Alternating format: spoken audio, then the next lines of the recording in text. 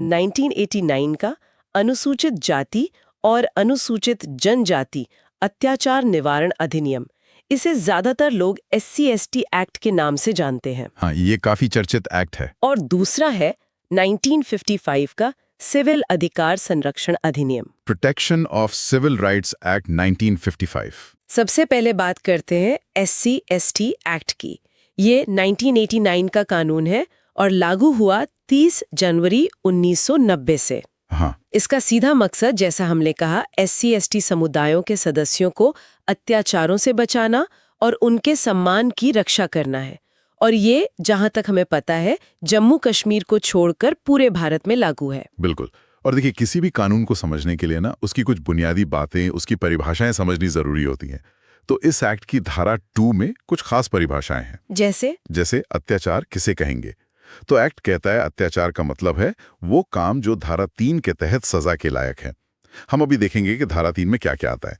फिर संहिता का मतलब है CRPC यानी कोड ऑफ क्रिमिनल प्रोसीजर 1973। अच्छा। और अनुसूचित जाति और अनुसूचित जनजाति का वही मतलब है जो हमारे संविधान के आर्टिकल 366 में दिया गया है। ठीक है, तो ये तो हुई परिभाषाएं। अब आते हैं उस सवाल पर कि आखिर अत्याचार है क्या इस कानून के हिसाब से। धारा 3 में वो कौन से काम हैं जिन्हें अत्याचार माना गया है, और ये तब लागू होता है जब कोई गैर SC/ST व्यक्ति किसी SC/ST सदस्य के खिलाफ ऐसा करता है ना? हाँ, बिल्कुल। ये बहुत जरूरी बात है कि ये अपराध तभी बनता है जब करने वाला व्यक्ति SC/ST समुदाय से ना हो और पीड़ित SC/ST समुदाय से हो। और धारा 3 में ना कामों की एक लंबी लिस्ट है। कुछ तो मतलब बहुत ही ज्यादा अपमानजनक है। जैसे किसी SC/ST सदस्य को जबरदस्ती कोई ऐसी चीज खिलाना या पिलाना जो खाने लायक नहीं है या घिनौनी है। उदाहरण के लिए मलमूत्र। ओह, ये तो बहुत ही भयानक है। हाँ, या फिर उनके घर के पास कूड़ा कचरा फेंकना, मरे हुए जानवर डाल देना। मकसद होता है उन्हें अपमानित करना, परेशान करना। ये तो सीधे सीधे इंसानियत पर हमला है। बिल्कुल। और इसमें शारीरिक और सामाजिक हमले भी शामिल हैं। शारीरिक हमले कैसे? जैसे बलपूर्वक किसी के कपड़े उतरवाना, उन्हें नंगा करना, या चेहरे पर कालिख पोतकर या कोई और चीज लगाकर सार्वजनिक रूप से घुमाना। ये तो इज्जत पर सीधा हमला हुआ। हाँ, या ऐसा कोई भी काम करना जो इंसान के सम्मान के खिलाफ हो। और सामाजिक या आर्थिक तौर पर वो भी है, जैसे उनकी जमीन पर गैर कानूनी कब्जा कर लेना, या उन्हें उनकी ही संपत्ति जैसे फसल या पानी इस्तेमाल करने से रोकना, उन्हें भीख मांगने पर मजबूर करना या बंधुआ मजदूर बनाना। ये सब अत्याचार की श्रेणी में आता है। और राजनीतिक अधिकारों का क्या, वोट वगैरह? हाँ, वो भी शामिल है। उन्हें वोट डालने से रोकना या किसी खास उम्मीदवार को ही वोट देने के लिए मजबूर करना या धमकाना। और एक और चीज, झूठे केस में फंसाना। अच्छा। हाँ, उनके खिलाफ झूठे, मनगढ़ंत या परेशान करने वाले कानूनी मामले दर्ज करवा देना, या फिर किसी सरकारी अफसर को झूठी जानकारी देकर उसका इस्तेमाल SC/ST सदस्य को नुकसान पहुंचाने के लिए करवाना। ये तो कानूनी सिस्टम का दुरुपयोग हुआ। बिल्कुल। और इसमें सार्वजनिक अपमान भी शामिल है, जैसे जानबूझकर भरी सभा में या किसी सार्वजनिक जगह पर उन्हें अपमानित करना, डराना, धमकाना। महिलाओं के खिलाफ अपराधों का भी जिक्र है। हाँ, जरूर। किसी SC/ST महिला सदस्य का अनादर करना या उनकी लज्जा भंग करने के इरादे से उन पर हमला करना या बल का प्रयोग करना। यौन शोषण भी इसी में आता है, अगर वो महिला की इच्छा के विरुद्ध या बलपूर्वक किया गया हो। और रोजमर्रा की चीजें, जैसे पानी भरना या कहीं आना जाना। वो भी, जैसे पानी का कोई स्रोत है जिसे SC/ST सदस्य इस्तेमाल करते हैं, उसे जानबूझकर गंदा कर देना या इस्तेमाल लायक ना छोड़ना, या उन्हें किसी सार्वजनिक स्थान पर जाने से रोकना, जैसे कोई दुकान, मंदिर या कोई सामाजिक कार्यक्रम, या उनके जो पारंपरिक अधिकार हैं उनसे उन्हें वंचित करना। और घर छोड़ने पर मजबूर करना। हाँ, उन्हें अपना घर, अपना गांव छोड़ने के लिए मजबूर करना या ऐसी परिस्थितियां बना देना कि उन्हें जाना पड़े। ये सब धारा 3 के तहत अत्याचार माने जाते हैं। ये लिस्ट तो वाकई बहुत लंबी और गंभीर है। ये दिखाती है कि अत्याचार कितने अलग अलग रूप ले सकता है। तो इन सब अपराधों के लिए सजा क्या है? सजा भी अपराध की गंभीरता के हिसाब से है।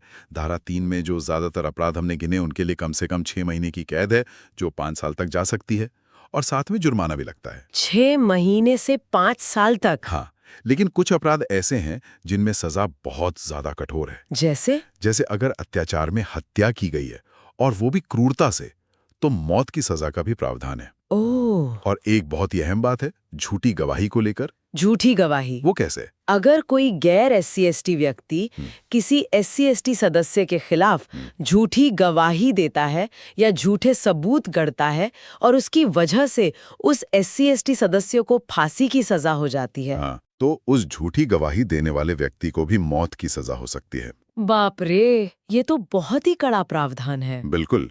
और अगर झूठी गवाही से फांसी नहीं लेकिन 7 साल या उससे ज्यादा की सजा हो जाती है तो गवाही देने वाले को कम से कम 7 साल की कैद और जुर्माना हो सकता है। इसी तरह अगर कोई आग लगाकर या विस्फोटक से किसी SC/ST सदस्य का घर या कोई पूजा स्थल नष्ट कर देता है तो उसे आजीवन कारावास और जुर्माना हो सकता है। ये सजाएं तो साफ दिखाती हैं कि कानून इन अपराधों को कितनी गंभीरता से लेता है। अच्छा, एक सवाल मन में आ रहा है, क्या ये कानून सिर्फ आम नागरिकों पर लागू होता है या सरकारी कर्मचारियों पर भी? नहीं, ये एक बहुत महत्वपूर्ण पहलू है इस एक्ट का। धारा 4 इसी बारे में है। वो कहती है कि अगर कोई सरकारी कर्मचारी है, लोक सेवक है, लेकिन वो SC/ST समुदाय से नहीं है हाँ, और वो जानबूझकर इस कानून के तहत दिए गए अपनी कर्तव्यों को निभाने में लापरवाही करता है, मतलब अपना काम नहीं करता। हाँ, जानबूझकर अनदेखी करता है, तो उसे भी सजा हो सकती है, कम से कम 6 महीने और ज्यादा से ज्यादा 1 साल तक की कैद। अच्छा, तो ये तो अफसरों की जवाबदेही भी तय करता है। बिल्कुल, ताकि कानून सिर्फ कागज पर न रह जाए, उसे लागू करने वाले भी अपनी जिम्मेदारी समझें। ये तो बहुत जरूरी बात है। इस एक्ट में और क्या खास बातें हैं जो इसे मजबूत बनाती हैं? कई और चीजें हैं, जैसे धारा 5 कहती है कि अगर कोई व्यक्ति इस एक्ट के तहत पहले सजा पा चुका है और वो दोबारा वैसा ही अपराध करता है तो उसे और भी ज्यादा सजा मिलेगी, मतलब सजा बढ़ जाएगी।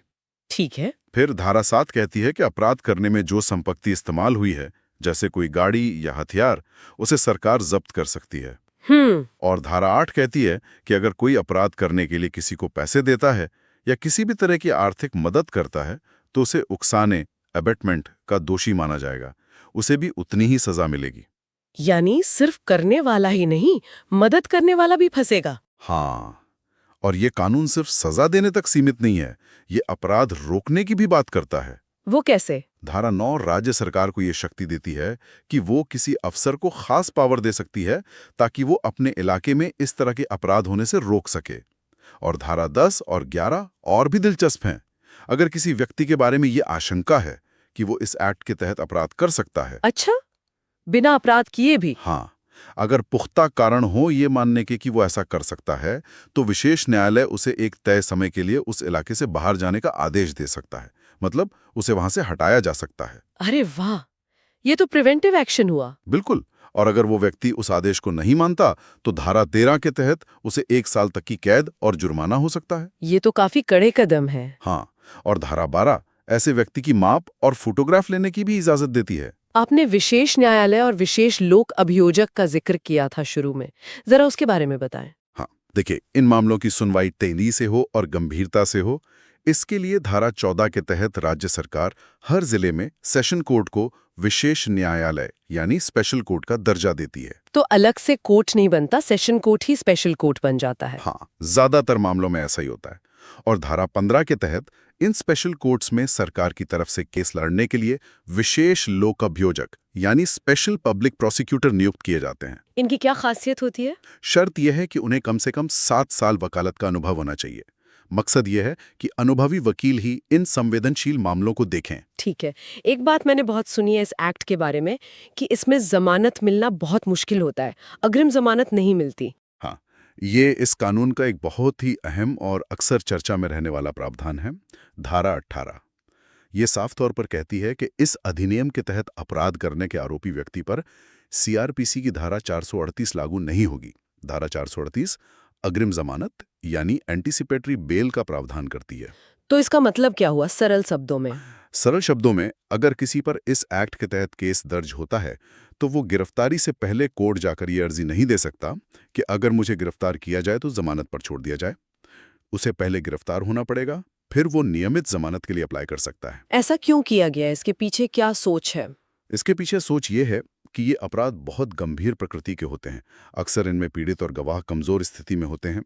तो अगर आरोपी अग्रिम जमानत लेकर बाहर रहेगा तो वो गवाहों को डरा धमका सकता है, सबूतों से छेड़छाड़ कर सकता है। अच्छा, तो ये प्रावधान एक तरह से पीड़ितों को सुरक्षा देने और जांच को सही ढंग से चलने देने के लिए बनाया गया है। समझ गई। और एक और बात आपने कही थी प्रोबेशन के बारे में। हाँ, धारा 19 ये कहती है कि अगर कोई व्यक्ति 18 साल से ज्यादा उम्र का है और उसे इस एक्ट के तहत दोषी ठहराया गया है तो उस पर अपराधी परिवीक्षा अधिनियम 1958 प्रोबेशन ऑफ ऑफेंडर्स एक्ट 1958 लागू नहीं होगा। इसका क्या मतलब है? प्रोबेशन ऑफ ऑफेंडर्स एक्ट में ये प्रावधान है कि कुछ मामलों में खासकर पहली बार अपराध करने वालों को जेल भेजने के बजाय अच्छे चाल चलन के आधार पर या निगरानी में छोड़ दिया जाता है। लेकिन धारा 19 कहती है कि SC/ST एक्ट के दोषियों को अगर वो 18+ हैं, ये रियायत नहीं मिलेगी, उन्हें सजा भुगतनी ही होगी। ये भी अपराध की गंभीरता को दिखाता है। तो ये तो हुए सजा और प्रक्रिया से जुड़े प्रावधान। क्या सरकार की भी कोई जिम्मेदारी तय की गई है इस कानून में? हाँ बिल्कुल, धारा 21 में सरकार के कर्तव्यों की बात की गई है। ये बहुत जरूरी है। इसमें कहा गया है कि सरकार ये सुनिश्चित करने के लिए कदम उठाएगी कि इस एक्ट के तहत जो अधिकार दिए गए हैं वो पीड़ितों को मिले। जैसे पीड़ितों को कानूनी सहायता उपलब्ध कराना, गवाहों और पीड़ितों के आने जाने और दूसरे खर्चों का इंतजाम करना, उन इलाकों की पहचान करना जहां ऐसे अत्याचार ज्यादा होते हैं और वहां रोकथाम के उपाय करना। अच्छा, मतलब प्रोएक्टिव मेजर्स भी। हाँ, और केंद्र और राज्य सरकार के बीच तालमेल बनाए रखना। केंद्र सरकार की ये भी जिम्मेदारी है कि वो हर साल संसद में एक रिपोर्ट पेश करे कि इस कानून को लागू करने के लिए क्या-क्या उपाय किए गए हैं। तो ये सिर्फ सजा देने वाला कानून नहीं है, बल्कि पीड़ितों की मदद और अपराध की रोकथाम पर भी जोर देता है। बिल्कुल। और एक बात और, धारा 20 कहती है कि ये एक्ट किसी भी दूसरे कानून पर प्रभावी होगा अगर कोई विरोधाभास हो, मतलब इसकी बात मानी जाएगी। और धारा 22 सद्भावना से काम करने वाले अधिकारियों को कानूनी कार्रवाई से सुरक्षा भी देती है। ये तो हुई SC/ST एक्ट की बात, जो गंभीर अत्याचारों पर केंद्रित है। अब आते हैं हमारे दूसरे कानून पर, सिविल अधिकार संरक्षण अधिनियम 1955 पर। यह कानून SC/ST एक्ट से कैसे अलग है? देखिए, ये कानून SC/ST एक्ट से काफी पहले का है, 1955 का। इसका मूल नाम था अनटचेबिलिटी ऑफेंसेस एक्ट 1955। बाद में इसे बदला गया। इसका मुख्य फोकस अस्पृश्यता यानी छुआछूत है। हमारे संविधान का अनुच्छेद 17 कहता है कि अस्पृश्यता को खत्म किया जाता है और उसका किसी भी रूप में आचरण निषेध है। हाँ, आर्टिकल 17। तो ये कानून 1955 वाला उसी आर्टिकल 17 को जमीन पर लागू करने के लिए है। ये उन कामों को सजा देता है जो अस्पृश्यता के आधार पर किसी को उसके अधिकारों से वंचित करते हैं। तो इसमें सिविल अधिकार का मतलब क्या समझाया गया है? धारा 2 कहती है कि सिविल अधिकार का मतलब है वो अधिकार जो किसी व्यक्ति को अनुच्छेद 17 के तहत अस्पृश्यता खत्म होने के कारण मिला है। मतलब बराबरी का अधिकार, है ना? बिना छुआछूत के भेदभाव के जीने का अधिकार। हाँ बिल्कुल। और इसमें कुछ जगहों की परिभाषाएं भी दी गई हैं, जैसे होटल, दुकान, लोक मनोरंजन स्थान, लोक पूजा स्थान, ताकि कोई शक ना रहे कि ये कानून कहाँ-कहाँ लागू होता है। तो ये कानून किस किस तरह के भेदभाव को रोकता है? क्या कुछ उदाहरण दे सकती हैं? जरूर, इसको भी हम कुछ हिस्सों में बांट सकते हैं। पहला है धार्मिक आधार पर भेदभाव, धारा 3। जैसे किसी व्यक्ति को किसी सार्वजनिक पूजा स्थल में, मंदिर वगैरह में घुसने से रोकना या वहां पूजा प्रार्थना करने से रोकना, अगर वो जगह उसी धर्म के दूसरे लोगों के लिए खुली भी है। अच्छा। दूसरा है सामाजिक आधार पर भेदभाव, धारा 4। इसकी लिस्ट थोड़ी लंबी है। हाँ, बताइए। जैसे किसी दुकान, होटल या सिनेमा हॉल जैसी सार्वजनिक मनोरंजन की जगह में घुसने से रोकना, सार्वजनिक बर्तनों का इस्तेमाल करने से रोकना, कोई खास व्यापार या व्यवसाय करने से रोकना, किसी सार्वजनिक कुएं, तालाब, सड़क, शमशान घाट या पानी के नल का इस्तेमाल करने से रोकना, किसी धर्मशाला या सराय में ठहरने से रोकना, किसी भी सार्वजनिक स्थान पर जाने से रोकना, या सार्वजनिक सवारी जैसे बस या ट्रेन का इस्तेमाल करने से रोकना। यहाँ तक कि रिवाज के तौर पर पहने जाने वाले कपड़े या गहने पहनने से रोकना भी इसमें शामिल है। ये सब अगर अस्पृश्यता के आधार पर किया जाए तो? हाँ, शर्त यही है कि ये सब अस्पृश्यता के आधार पर किया जा रहा हो। अस्पतालों या शिक्षण संस्थानों में भेदभाव के बारे में क्या है? वर्ड है। धारा 5 कहती है कि अस्पृश्यता के आधार पर किसी को अस्पताल, डिस्पेंसरी या किसी शिक्षण संस्थान या उससे जुड़े हॉस्टल में दाखिला देने से मना करना भी अपराध है। और अगर कोई दुकानदार सामान बेचने से मना कर दे? हाँ, वो धारा 6 में आता है। अगर कोई अपने सामान्य व्यवसाय के दौरान किसी व्यक्ति को अस्पृश्यता के आधार पर माल बेचने या कोई सेवा देने से इनकार करता है तो वो भी दंडनीय है। इन सब अपराधों के लिए सजा क्या है? इन सभी के लिए धारा 3, 4, 5 और 6 के तहत सजा कम से कम 1 महीने से लेकर 6 महीने तक की कैद और 100 रुपए से 500 रुपए तक का जुर्माना है। अच्छा, क्या सिर्फ इन कामों को रोकना ही काफी है या छुआछूत की सोच को बढ़ावा देना भी इस कानून के दायरे में आता है? उस पर मुकदमा नहीं हो सकता। बिल्कुल सही सवाल पूछा आपने। सिर्फ काम रोकना काफी नहीं है। धारा 7 इसी पर बात करती है। ये कहती है कि अगर कोई व्यक्ति किसी को उसके उन अधिकारों का इस्तेमाल करने से रोकता है जो उसे अस्पृश्यता खत्म होने से मिले हैं, हाँ। या उन अधिकारों का इस्तेमाल करने पर उसे परेशान करता है, चोट पहुंचाता है या उसका बहिष्कार करता है, तो वो भी अपराध है। हाँ। और सिर्फ इतना ही नहीं, अगर कोई बोलकर या लिखकर या इशारों से या किसी भी और तरीके से अस्पृश्यता के आचरण को सही ठहराता है या उसे उकसाता है या प्रोत्साहित करता है, मतलब छुआछूत को जस्टिफाई करना। हाँ, या फिर अस्पृश्यता के आधार पर अनुसूचित जाति की किसी सदस्य का अपमान करता है, ये सब धारा 7 के तहत अपराध हैं। और इनके लिए भी सजा वही है, 1 से 6 महीने की कैद और 100 रुपए से 500 रुपए जुर्माना। ये तो बहुत जरूरी बात है कि सिर्फ भेदभाव करना ही नहीं, उसे बढ़ावा देना भी अपराध है। मैंने कहीं पढ़ा था कि किसी को उसकी जाति के आधार पर कोई खास गंदा माने जाने वाला काम करने के लिए मजबूर करना भी इसमें शामिल है। हाँ, वो है धारा 7A। ये बाद में जोड़ी गई थी।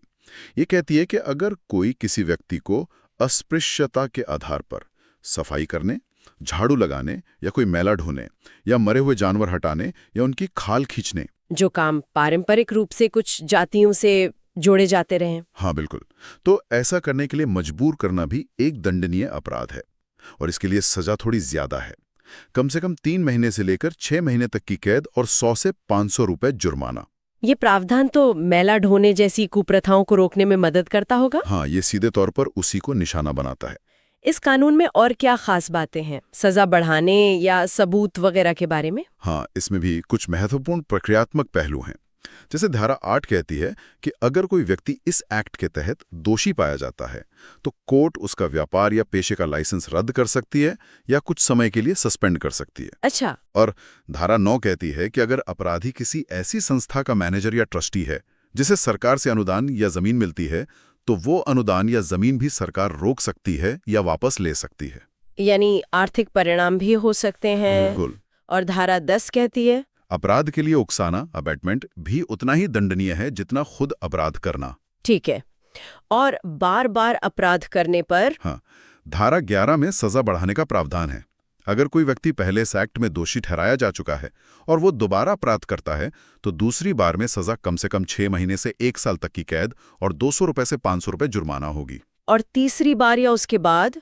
तीसरी या उसके बाद के अपराध के लिए सजा और बढ़ जाती है, कम से कम 1 साल से 2 साल तक की कैद और 500 रुपए से 1000 रुपए जुर्माना। तो ये रिपीट ऑफेंडर्स के लिए काफी सख्त है। हाँ, और एक बहुत ही महत्वपूर्ण प्रावधान है धारा 12 में, सबूत के बारे में। हाँ, बताइए। ये एक तरह को प्रिजम्पशन यानी अनुमान का नियम है। ये कहता है कि अगर कोई अपराध जो इस एक्ट के तहत दंडनीय है वो किसी अनुसूचित जाति के सदस्य के संबंध में किया गया है, हाँ, तो अदालत ये मानकर चलेगी कि वो काम अस्पृश्यता के आधार पर ही किया गया था, जब तक कि इसके विपरीत साबित न हो जाए।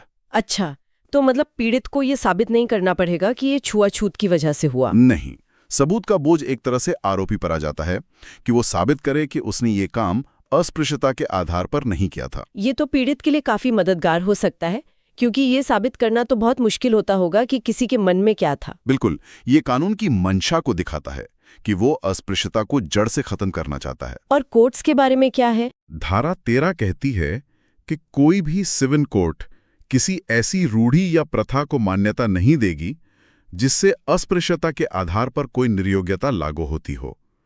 धारा 15 कहती है कि इस एक्ट के तहत सभी अपराध संज्ञेय यानी कॉग्निजेबल होंगे, यानी पुलिस बिना वारंट के गिरफ्तार कर सकती है।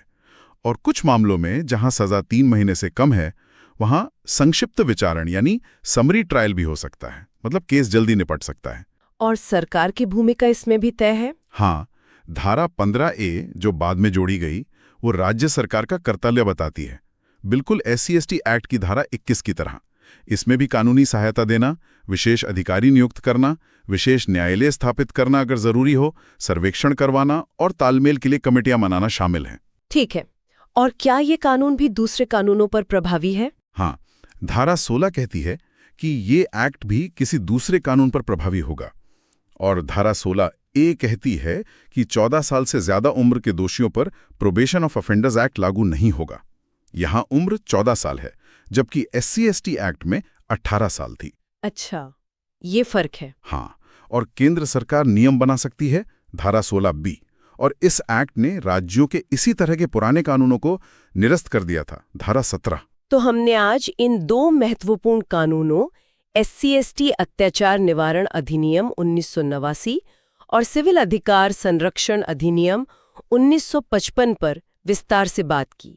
ये दोनों कानून मिलकर अनुसूचित जातियों और जनजातियों के खिलाफ होने वाले भेदभाव, अस्पृश्यता और अत्याचारों से लड़ने के लिए एक मजबूत कानूनी ढांचा बनाते हैं। बिल्कुल।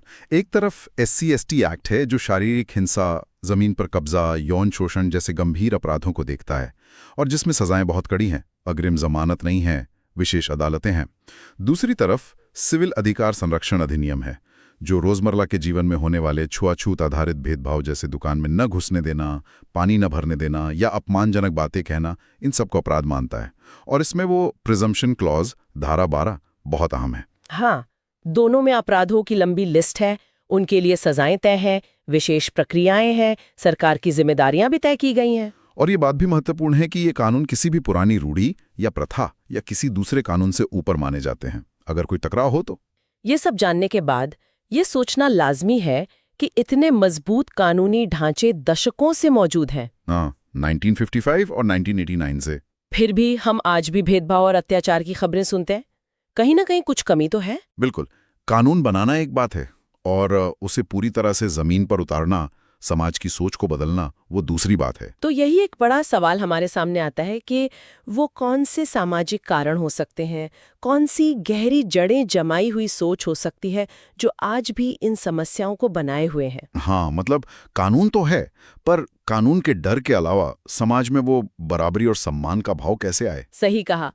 कानूनी उपायों से आगे बढ़कर वास्तविक समानता और आपसी सम्मान को बढ़ावा देने के लिए और क्या कदम उठाए जा सकते हैं, ये शायद हम सबके लिए सोचने की बात है। जरूर। ये एक निरंतर चलने वाली प्रक्रिया है।